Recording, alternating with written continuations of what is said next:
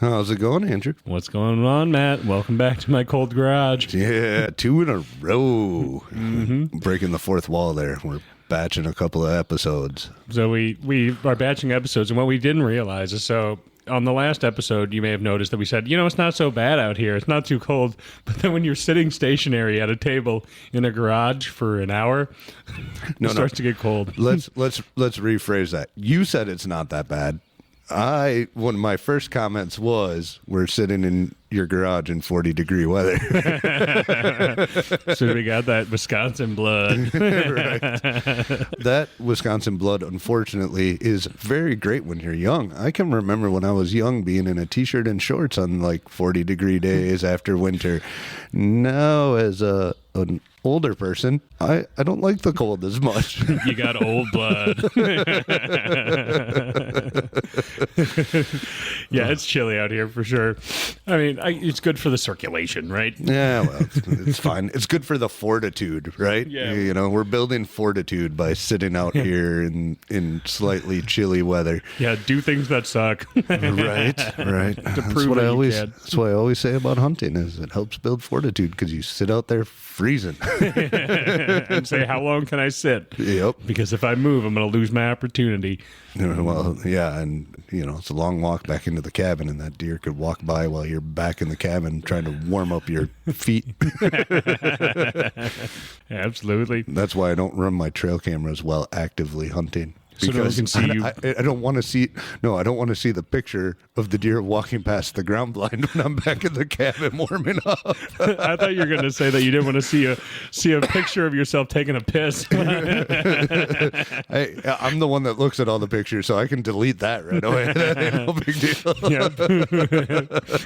Or you actually I think you should keep them on, because if you could find a picture of one of your hunting buddies taking a squatter, that'd be a great picture for the bathroom at the hunting cabin. It would probably be me out there taking a squat.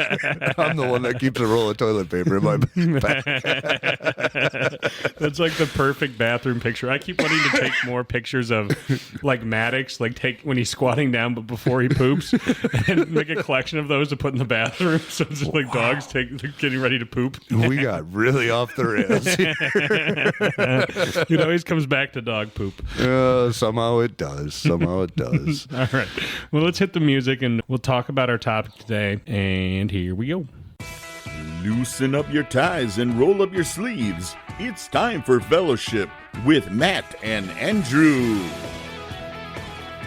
The views and opinions expressed on this podcast are not necessarily the views and opinions of the Grand Lodge of Wisconsin or any other Grand Lodge or any appended body. All right. So today we're going to actually be addressing a fan question. Yep, that we are. So that episode I did with Olivia has gotten a lot of very positive responses, and I'm very happy for that. It seems to be an episode that people have resonated with and things like that. However, since that episode came out, I seem to be unable to avoid the question about exactly what happened with the Harley Owners Group and the chapter that I was affiliated with. We decided that we're going to use this episode as not only an opportunity to have Matt tell his story, but also to use it as a story for how Masons should consider, being careful with how they run their lodges. So, yep. Kick it off, Matt. All right. So this is going to be a long one, and I am going to start it out with a small disclaimer here. The Harley Owners Group, HOG, is a wonderful organization, and I harbor no ill feelings towards anybody that was involved in this stuff, and it is not a reflection on the organization or the chapter that I was a part of. It is simply my personal experience and what happened to me. And to give everybody a little insight so that they understand some of the stuff that will come up in this story. So the Harley's Owner Group was started like 42 years ago now. I think it was like 1983 that they started it. And essentially each dealership has its own chapter. So the goal was to create a social environment for Harley Davidson enthusiasts to be able to hang out with each other, ride, support their dealer and everything else, and bring some business into the dealer. And it took off and it grew, and it's a huge organization and it offers a lot of benefits, and it was really fun to be a part of while I was part of it. So bought my first, I had a Buell, which was technically owned by Harley, but I could have joined the Harley owners group with a Buell, but I waited till I bought like a legit Harley, my first Sportster 883 that I rode the ever-living daylights out of. And I decided I should also preface this with, I am going to keep names of the specific chapter, dealership, and people involved out of this. Yeah, no need. No need for that at all. But so I joined this chapter and got to know some of the people, was really excited. Quickly kind of started doing more stuff. I became assistant editor of the newsletter, then editor of the newsletter. During that time, I also became a road captain, which was lead and organize rides and all that stuff. And then I was assistant director for 4 years before finally being director for a year and a half. And during my 4 years as assistant director, I was also a state rally coordinator. I had made a bunch of connections at Harley Corporate. Things were trending a pretty interesting direction for me with HOG.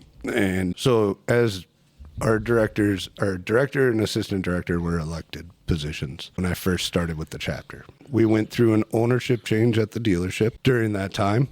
And it was towards the end of me being assistant director. And, it was towards the end of the previous director's 4 years that he was able to do. And the dealer owner ultimately is the absolute end-all, be-all, say-all over their HOG chapter. Mm-hmm. Like, they have absolute authority over it. So Harley Corporate's hands-off. It's however the dealer wants to run their chapter, right? They try to push them certain directions and stuff like that, but ultimately it's however they want to run their chapter. So it came time for me to move up to director, and nobody was going to run against me in the election. It was kind of a foregone conclusion that after my 4 years as assistant director, I was going to be director for at least a 2-year term, right? But the dealer owner decided that he didn't want a major part of his business run by, as he put it, playground elections and popularity contests anymore. So he thought it would be a good thing to make me the first appointed director, which came with it a whole ball of wax, because even though the chapter was going to elect me, they kind of turned on me because they felt that their autonomy and choice had been taken away, and they felt that I was now a yes man for the dealer and I wouldn't push back. What they didn't know was, as soon as he told me this was how he was going to go about it, I told him I thought it was a terrible idea. So essentially, he decided to take away the voice of his own chapter, but to do the same thing that was going to be done. And so you kind of got caught in the middle between being like, well, the only way I can make a difference on this would be to take the appointment and fight that battle another day. But the other people were unwilling to see. Right. They only saw the fact that they were losing their voice and assuming that you had turncoated against it. Yep. And so that became an ugly situation, which was compounded by the fact that there was a particular individual that was going to run for assistant director who I thought would have done a good job. And he was a good friend of mine until the dealer didn't even allow me to interview him for the assistant director position, which was now going to be appointed as well. And they appointed, because they straight up told me I didn't have a choice, they appointed the previous director as my assistant director, which is just not a good idea because there's no division of power. It's like his term didn't end, right? And it creates a confusing pecking order because people are going to look at the guy. How long was the other guy doing it for? 4 years. Yeah, someone who's been sitting for 4 years. It'd be like taking the president and then in the next term putting him as the vice president. You'd be like, that's wait, exactly what it is. Yeah. Yeah. Who's in charge? Yeah. Right. So then the gentleman who was going to run for assistant director, who wanted to be interviewed for the appointment, who I wasn't allowed to interview, blamed me for that and started talking a bunch of crap behind my back, of course, and laying it all on my feet, even though my hands were tied and I didn't have a choice. And I explained that to him. It was still somehow my fault. So it just was not a good situation for me to be thrown into. I almost felt like I was getting thrown into the fire off the bat. They beanbagged you. They like you were being used as the outlet for the frustration they wanted to give to the owner of the dealership. Right. But since you were in the chapter, they could dish it on your lap instead. Right. So then I spent a year and a half. That was the beginnings of my time as director. And I tried to make some substantial changes within the chapter because, everybody kept saying to me, because I was one of the younger members of the chapter, how can we attract younger members? How can we attract younger members? That was always the big topic, right? And I was like, well, we need to stop just going on rides to get brunch. And we need to stop having meetings in the summer during riding season. So I started trying to institute some of those changes, which when I had a chapter that was kind of already against me, made it really hard to institute any of those changes. And during that time, I quit Little Debbie and went and did another job that I then got laid off from and found myself working at the dealership. Right. I was working at the dealership and I was volunteering as the director of the HOG Chapter. So fast forward to about a year and a half after I had been appointed director, and nothing had really gotten any better, but it was 9:00 on a summer evening. I got a text message from the dealer owner. Did you see so-and-so's comment on the post in the Facebook group I created for riders and blah, blah, blah, blah, blah. And I was like, I haven't yet. Let me go look. So I went and looked, and essentially what one of our road captains had done is somebody asked where a good place that was affordable to get new tires on their motorcycle was. And he didn't say the dealership that our HOG chapter was out of. He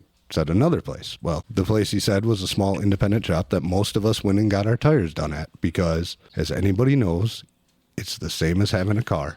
The dealer is always more expensive for repairs. Always. Right? Yep. So this person was asking for somewhere affordable to take their motorcycle, so he recommended this other place. So I texted the owner back, and I was like, yeah, I see what he said. I understand that you feel like you should have said the dealership, right? Why don't we talk about this in the morning? I'm going to be at work anyways. Let's talk about it in the morning. I saw him in the morning and he said nothing to me about it. We never had a conversation about it. This will become relevant later in the story. So about 2 weeks after that, 15 minutes before the board meeting, I had the HOG manager, which was a relatively new position in HOG. It was somebody that worked for the dealership. That was like the owner's representative, right? Because it had gotten to the point with Harley dealerships where you'd have one owner that owned multiple dealerships. So they created this HOG manager position so that an employee would be assigned to the HOG chapter. So the dealer owner, who couldn't oversee 5 HOG chapters, had a representative at each of those chapters, right? Oh, okay. So the HOG manager came down to service and was like, hey, can we chat? And I was like, sure, let me just finish up what I'm working on, and then, yeah, we can go chat. We go to a back room at the dealership, and my assistant director's in there, the previous director. And I was told that I would no longer be director of the HOG chapter. Midterm? A year and a half into my 2-year term. Over tires? Well, so I was told in that meeting that it was because they thought I had great potential to do other things with the dealership, and they felt like me working at the dealership and trying to be the HOG chapter director didn't allow me to have enough time to really do stuff at the dealership, right? This is what I was told. And then I was told that they were going to go up to the board and tell them that I resigned. I was like, just give me 5 minutes. Let me collect myself because it's kind of shocking right now. Right. And I was like, and I'll go up there and I'll tell them myself that I resigned. And they were like, no, we don't think that's necessary. We're going to go up there and tell them. And I was like, you realize they're not going to believe you, right? Like they're going to know something else happened because I'm not going to resign without telling people myself that I resigned. That's the difference between like a resignation and a firing, right? Someone will they'll say, I resigned. Yep. So I was like, whatever, forget this. This is dumb, And they're like, we really want you to stay on as a road captain still and blah, blah, blah, blah, blah. And I was like, yeah, okay, sure. So they did that. And of course, as soon as the board meeting let out, my phone started blowing up. Everybody going, hey, what the heck actually happened? And at that point, I didn't really have any love for the dealership or the people that had just Forced you to resign. forced me to resign and then not even let me save face by resigning myself. And I told everybody exactly what happened. So at that time, I hadn't even thought anything about the Facebook post that had happened 2 weeks prior. Yeah, about freaking tires. Yeah. So I was just like, I still don't understand what happened. And this kind of blew up a lot of stuff for me because I was in conversations with one of the HOG regional managers that worked for Harley, worked for Harley, about the potential of me ever being able to get into a position like that with HOG. And, you then worked for Harley Davidson. You got a company motorcycle. You were paid to travel around the country promoting HOG and going to Sturgis and dream job, right? Mm-hmm. So that, of course, blew all that up, right? Because now I'm just like, well, I'm out. I can't prove myself, right? Yeah, you've been removed from your position that was going to give you the leverage to potentially move up to something like that. Right. And so 2 days after that happened, one of the people in the chapter that I considered one of my best friends, he came up to the hunting cabin all the time with us and stuff like that, and hunted with us and everything else. Came up to me and he was like, and he had been appointed the new director. And he was like, hey man, I hope there's no hard feelings, blah, blah, blah, and I was like, no, whatever. He's like, and there wasn't any hard feelings until he told me that he knew it was coming a week beforehand. And told me he didn't tell me because they asked him to keep it quiet because it was business. But in my personal opinion, if you know your friend's about to get railroaded, you tell them. So then that kind of really pushed me out. And I, told him that I was resigning as a road captain and would probably be completely resigning my membership from the chapter, which ultimately I did. And then about a month later, I bumped into the gentleman who had been my assistant director and the previous director. Him and I had a conversation, and that's when I found out that all the reasons I was given in that meeting as to why I was being removed as director were, for lack of a better word, bullshit. And the dealer owner had gotten heated about that Facebook post and felt that that Facebook post reflected on my leadership of the chapter and that I didn't have control of the chapter any longer, and that wasn't acceptable. I'm sorry. Without knowing this gentleman, that's dumb. It's weird because it seems like he wanted the chapter, and correct me if I'm wrong, the chapter sounds like a fan group that is given some level of independence because that's kind of like the selling point, right? You're a little group, and yes, you're oversaw lightly by the dealer to kind of make sure that they're promoting stuff and doing what they should be doing, but you're given the freedom to interpret how to do that with a light guide from them. So he wanted it to be like a business extension. You were essentially, you are a business extension. You're like marketing for the dealership. But you're doing it in a way that's meant to be like a fun experience. And when you turn it into a peer marketing department where it's like, because a HOG member's not an employee, right? Mm-hmm. But you treat them like employees. Like, an employee shouldn't be saying that on my page. Right. I feel like it kind of destroys what it is. It kind of did. And to be honest, it was the reason I quit my job at the dealership a couple months later, because the day after I was unceremoniously removed as director, the owner of the dealership walked in and walked through service and went, "Morning, Matt. How's it going?" And I'm like, you know what you just did to me last night. And I realized that if I stayed there, I was going to get fired because I would have had it out with him at some point.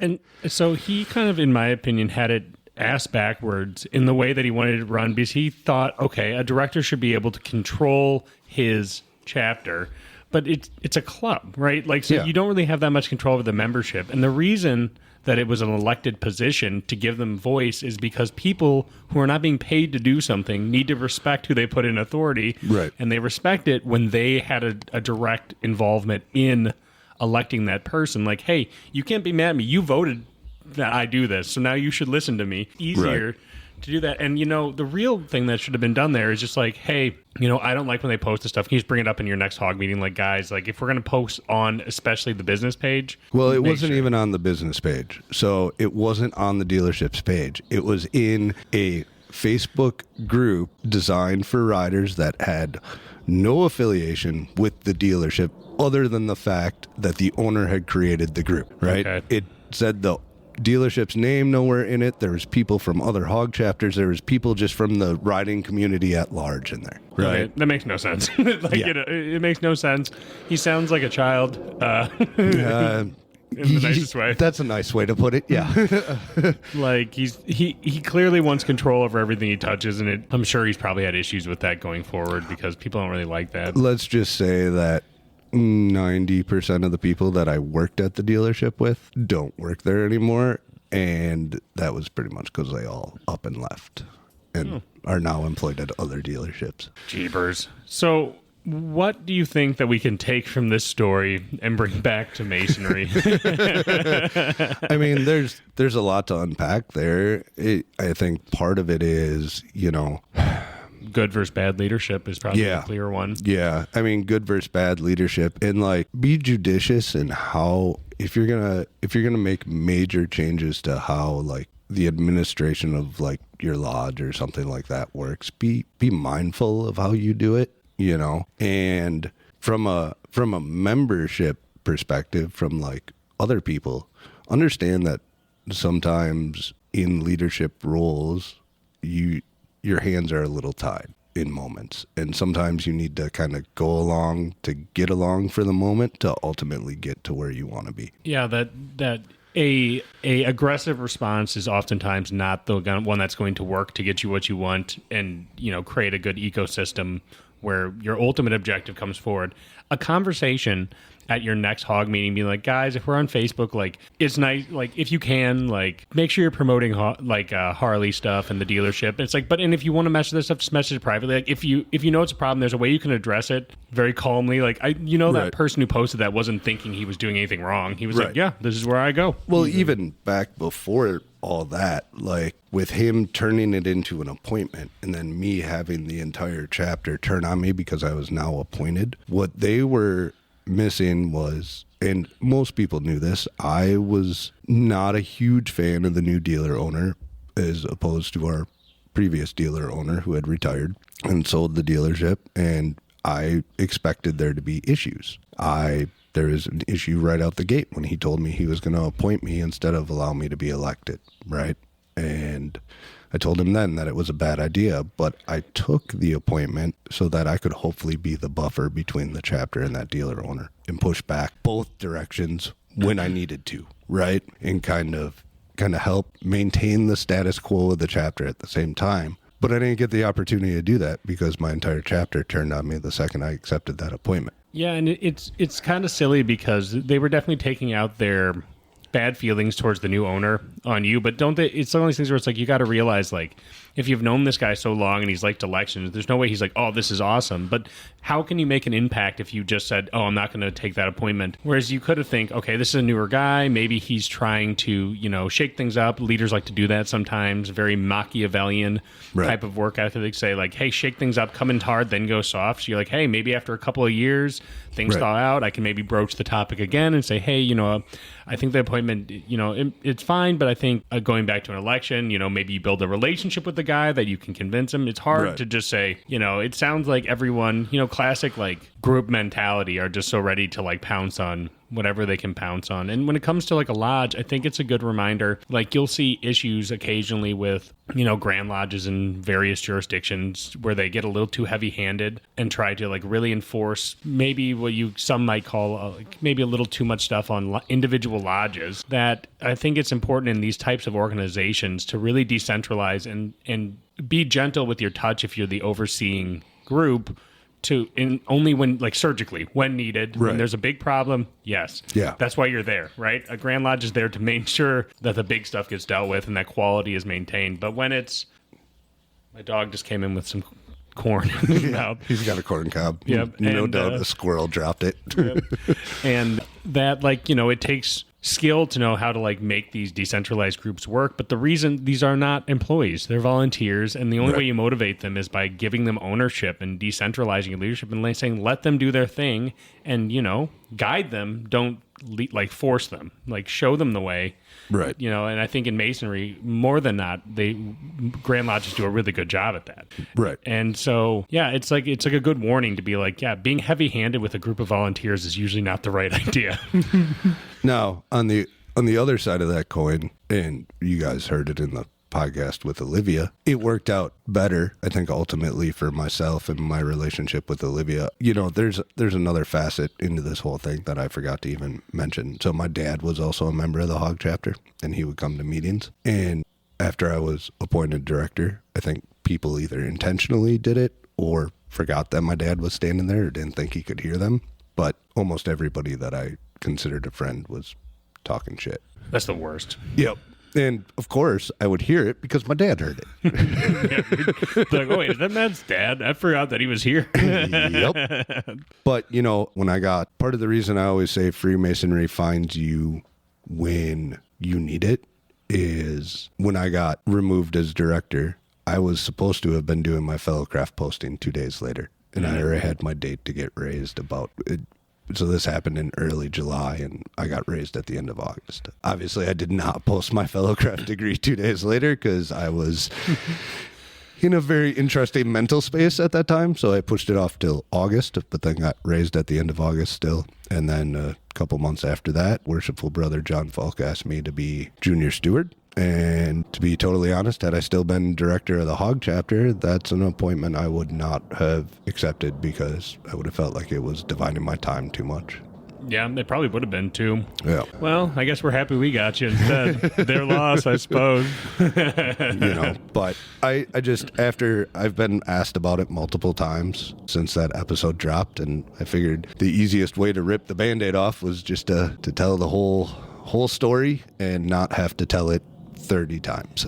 Yeah, that's fair. And I think it's a good warning, like when you're thinking about how you go into a lodge, especially when you're put into a leadership position, like how should you lead? And I think it's a good warning when you see like the opposite side of that leadership structure, where it's this very heavy-handed, very my way or the highway, very emotion-based leadership, where you see a post on Facebook, you blow it out of proportion, you make a big deal out of a mountain out of an anthill type of problem. Oftentimes, people who do that, they don't get to actually see what happens to the people that they may make a rash decision with, or be rude to, or be over the top with. That person leaves and they just go, wow, good riddance, and they move on with their day. They don't actually get to see what it feels like to be on the other end, and it's a good warning. It's a good reminder, like, hey, like, especially in lodges, like, these are your brothers. Like, I know that, like, it's hard to lead and it can be frustrating, but, like, you have to remember, like, when you're in those positions, not a dealership owner, he's there to sell, but, you know, when you're a leader of a chapter or something, you're there to serve its members, to do what you all are passionate about, which is generally whatever club that is you're passionate about. You want to serve them and do well for them. And if you are, you know, too driven by emotion, or you're just self-conscious and you just really want control, it can sour the whole culture and just wither the plant at its root. Yeah. And I mean, from what I've heard from the few people from there I still talk to, is the chapter's definitely had its ups and downs since then. The director that got appointed after me is still director, even though I think he's gone through 2 times of either being forced to resign and then they brought him back because nobody else wanted the job, or he resigned himself and then nobody else wanted the job and they got him to come back. So obviously what they did to me really shook everybody's confidence in wanting to be in that position, because they made it that you're just expendable the second you do something the dealer didn't like. You know, it's kind of an interesting way of them reinforcing democracy back into it. If you just go, hey, we wanted that guy appointed. You know how we proved it? No one's going to volunteer to do it. We're just going to we're gonna stand you off and just stand there and go, I guess we don't have a director then. And then you're like, oh, well, we need a director. It's like, find someone then. None of us are going to step up until you put our guy back in. That's kind of democracy in the role, where it's like you're putting them on strike. You're like, fine, we're on strike then. We're not going to do anything. No director until you get him back. And you're like, okay. So it's almost to a certain extent, like if you have to appoint from your HOG chapter, you have to give them democratic rights, because it's you're not an employee. It's a social contract, and they can just go, yeah, we're not going to do it. So right, exactly. So yeah, I mean, to touch on you don't really know how it affects the person that you do that to, right? I actually, and I love motorcycling. I've owned a motorcycle and two at times since my early to mid 20s, and after all that happened, I seriously debated. I had two motorcycles at the time. I seriously debated selling both of them and never riding again. You can just extinguish someone's passion for an entire thing if you do something like that, especially at, like, you've been loyal to Harley, you like Harley bikes, and then you're just like, it sours the entire organization by just one man's small crappy efforts. Yep. Can sour something. Like, you don't realize the impact people have on other people's lives when they people need to have more responsibility for their actions. Well, and at that time, I had sunk like 7 years of my life into HOG.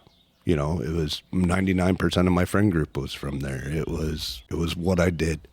Yeah, but we got to diversify your interests. Diversify your portfolio.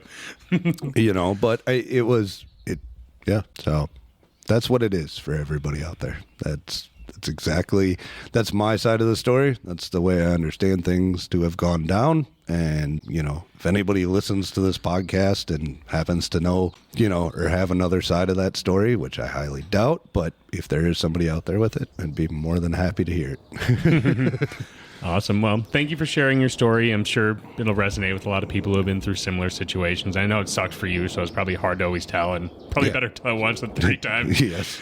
The less I have to tell it, the better, because honestly, at the end of the day, the part of the story that gets me the most and hurts me the most It's your buddy. Is knowing that he knew and he didn't tell me I was going to get railroaded. Yep, and then he suspiciously gets the promotion, too. Well, I already knew that he was, because that same night that they canned me, they announced who the new director was going to be. Oh. So I already knew who it was, and then he approached me to discuss it and make sure there was no hard feelings, Makes it feel like he was pining for the position and then used that. Purposely didn't tell you, not because they said secret, because he wanted the gig. So he was apparently one of the people that was highly critical about my leadership of the chapter behind my back without bringing it ever directly to my face. So what a sounds surprise. like some self-interest going on. Yep. Cool. Well, thank you to our listeners for tuning in for Matt's story time. That might be what I named the episode. But I appreciate you guys tuning in. We do listen to your questions. Here's a case in point. So if you do ever have any questions or things you'd like to hear about, we're more than happy to talk about them. For sure. You can reach out to us on our newest Discord page. If you're interested in joining us on Discord, you can find that in the show notes. It's a chat room where you can chat directly with us and other fans and Masons, friends, and the otherwise from all around the world. So come on and join us, and you can otherwise find us on social media and you can email us at timeforfellowship@gmail.com. Awesome. Thanks for tuning in, guys. Have a great day.